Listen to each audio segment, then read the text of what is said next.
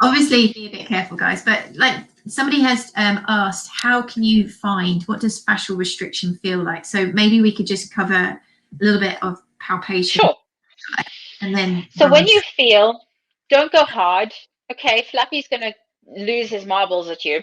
So there's no need to. So really go superficial. I always encourage you, if we know the left side is bad, always start on the normal side. You cannot feel abnormal until you know what normal feels like.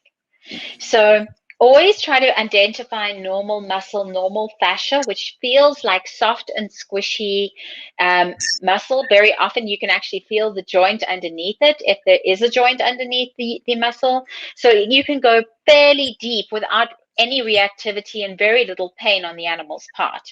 So that's your normal. The abnormal is the complete opposite of that. So what you may feel is anything from a pebble, like a pea to a pebble-sized hard nodule that may be sitting in that muscle. It's not squishy, so as you palpate it, it doesn't kind of bounce back at you. It kind of goes, eh, and it stays there because it's fibrous. It's no longer nice and squishy and soft. It's dehydrated, it's compounded, so it's a lot harder. You'll get an instant expression change in your dog, where they will turn around and give you the crocodile eye, I call it. So it definitely is painful, and sometimes you're even going to see a little bit of fasciculations around the area that is known as a local twitch response. So that twitch response is basically when you're pushing on that trigger point, we're creating a cascade and a change of energy within that trigger point that creates a little bit of a fasciculation in the muscle that it is sitting in, or in the fascial plane that it's sitting in. So that's a great way of being able to identify a trigger point, is looking for that little twitch response, looking at the pain sensation and the integrity of the muscle themselves. Perfect.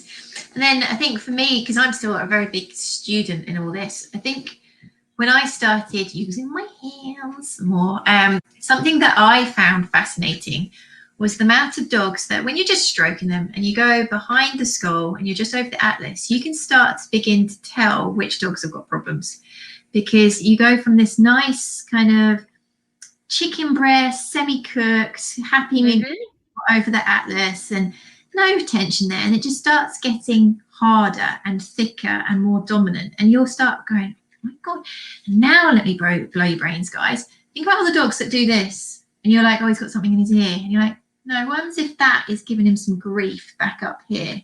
So start feeling. Another really good place for you to get your fingers in, and it's so simple, is just feel over their back, the lower back. It's called the lumbar apaxials. And in a young dog, you're going to have this nice bounce and it's going to feel consistent.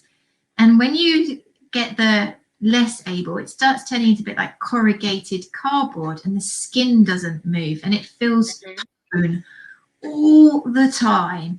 It's almost like a table of solidness, isn't it? You could balance a cup on it and it's the skin doesn't move. So start using your hands, because I think your brains will just kind of go, there's so much here. So this leads us really nicely to talk about the sort of things that we can do as owners. So we will talk about needling and stuff, but that's very much for a therapist. Owners do. So somebody's literally just felt their dog's lumbar apaxials and gone, there's something there.